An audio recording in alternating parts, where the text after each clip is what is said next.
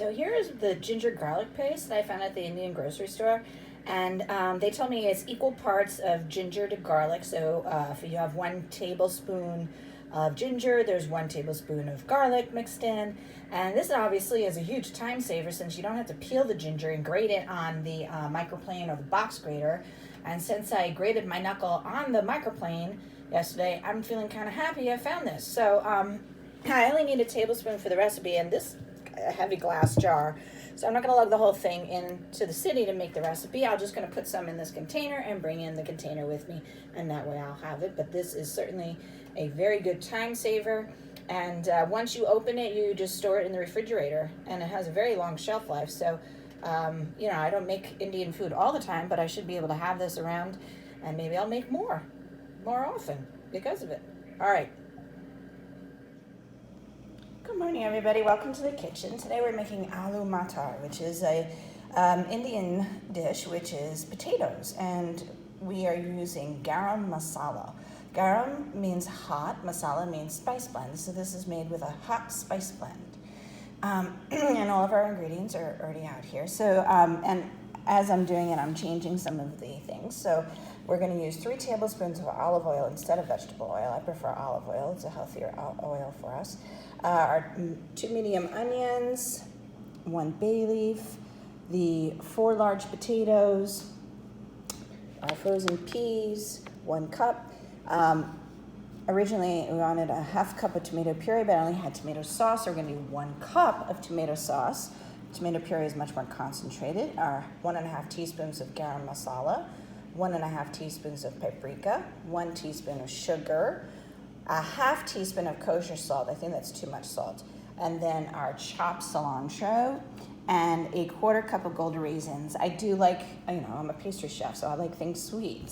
Anyhow, I like to balance the hot spice with some sweetness. So yes, there's a little bit of sugar, but I do want to add the golden raisins. I just love golden raisins. If you haven't noticed, I tend to put it in everything. So this will be a nice blend with the potatoes and the peas and the hot spice, so that'll help balance it all out. And then also, again, here is our ginger garlic paste that I bought at the Indian store. I packaged it last night to bring in here. It's 1 tablespoon. I didn't want to carry that big glass jar and those 4 potatoes and all these ingredients here. So we have our ginger garlic paste, and it does save time. And yesterday, after I said, I'm going to use the microplane zester instead of the box grater to zest my ginger, to grate the ginger for the zucchini recipe, because I tend to grate my knuckles on the box grater. Well, yes, of course, I grated my knuckle on the microplane as well. So they're both dangerous. All right, so this is our time saver. Now, the true test, though, will be the taste. If this the end result tastes any bit artificial, though, I'm not going to use it anymore. There are some preservatives in it, which make it a shelf-stable, preserved item that can go in the refrigerator and last a long time. So if this ends up having any sort of negative taste effect, though, I'm never going to buy it again. But if it doesn't, then obviously this is a wonderful product and I can keep in the refrigerator and use all the time. And I'm very happy about that. I've been busy getting all the mise en place ready. So we have everything measured out. Our onions are chopped. We have our 1 cup of peas, our cilantro, and now I'm cutting up the potatoes. So I've already peeled them, and they're soaking in cold water, and we always put cut potatoes in cold water because that prevents it from oxidizing. And when the potatoes oxidize, they turn brown or gray, and we definitely don't want that. So here we are. I'm cutting, so you can see the potatoes are all around the same size. So what I did was I cut it into thirds this way, lengthwise, as you can see. And then we cut each piece into thirds, long strips, and then this is how you get your nice cubes. You cut those into cubes. You estimate that they're about this size, make nice little squares, and you want them all around the same size roughly so that they will all cook evenly inside your mixture. Okay, so that's how to cut your potatoes, and then once they are cut, you're going to put them back in your cold water and let those rest. So I got to finish cutting up all the rest of the potatoes, and then we can start making our recipe. Okay, so now I have our large saucepan over medium-high heat. I'm gonna add our 3 tablespoons of olive oil.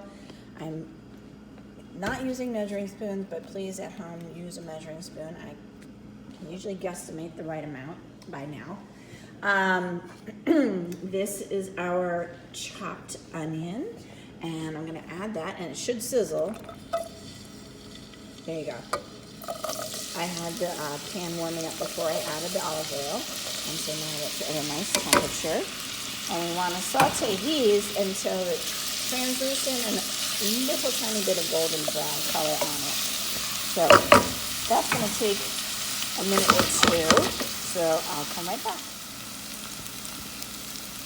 All right, we are getting a little bit of golden brown color beginning to show on our onions. And now we want to add our garlic ginger mix. And if you cannot find the garlic ginger paste in a store near you, you could just mince 2 cloves of garlic and 1 tablespoon of grated ginger. And we want to saute that in the machine. This is going to warm up the flavors.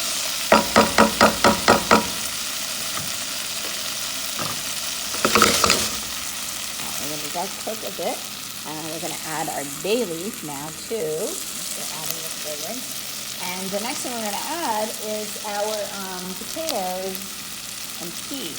So we're going to strain off. I have the potatoes sitting in the cold water. Here's my strainer in the sink with this bowl, and I'm going to just pour in the potatoes to get rid of all of that water and strain it. So I've cooked this for a bit longer. I can smell the garlic, I can smell the ginger, and our bay leaf has been added. Now we're going to add our drained potatoes, all of those things, and we'll add our peas. Yay!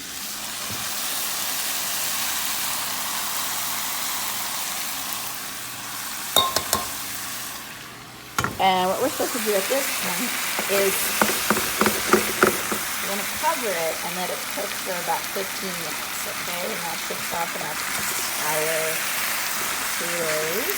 We'll stir it together first.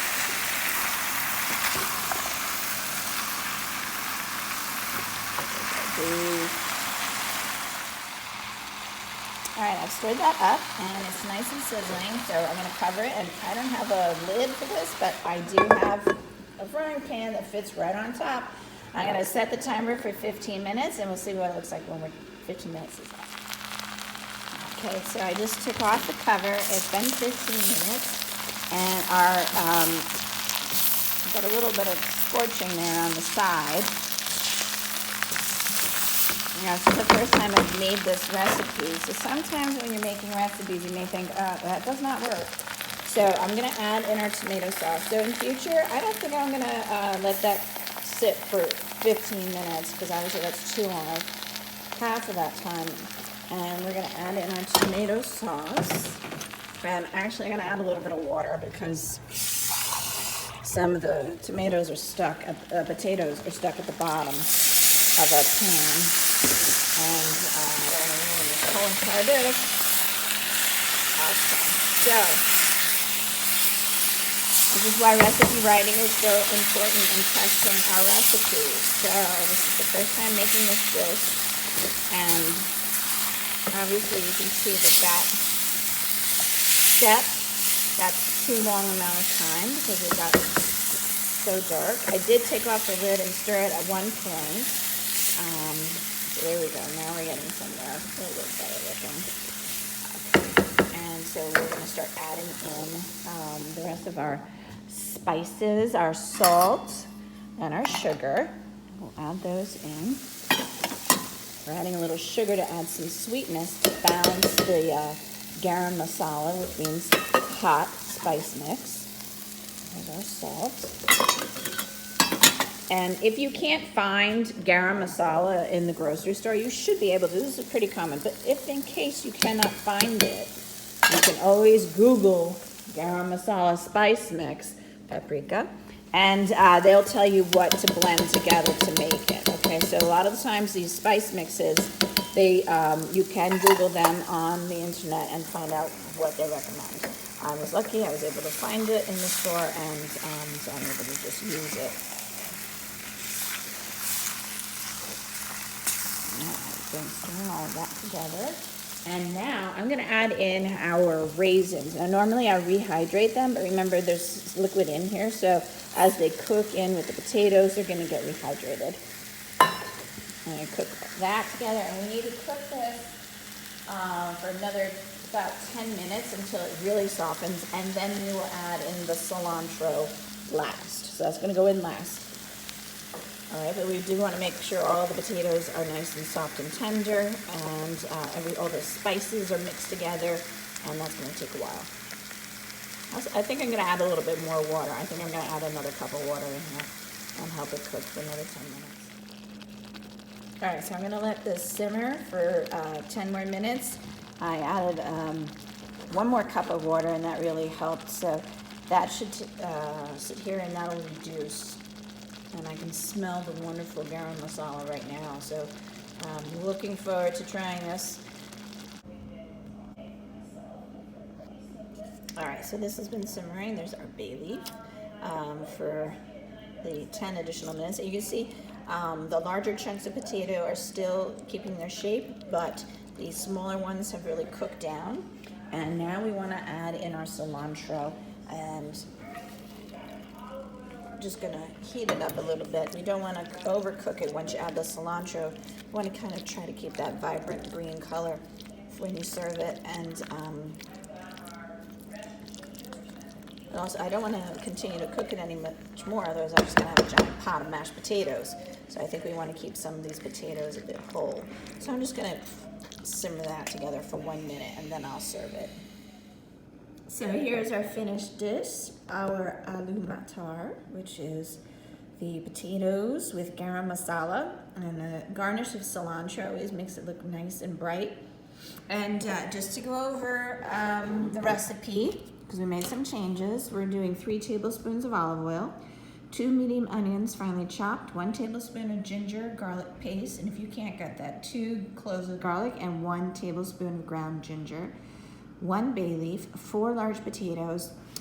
It says 1 cup of frozen peas, but I decided that I don't like, having anything left over. The 10-ounce bag of frozen peas, use them all.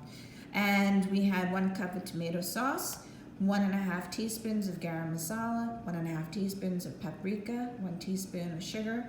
We're going to reduce the salt to ½ teaspoon of kosher salt, our 2 tablespoons of chopped cilantro, and I want to increase the raisins to 1 cup of golden raisins. There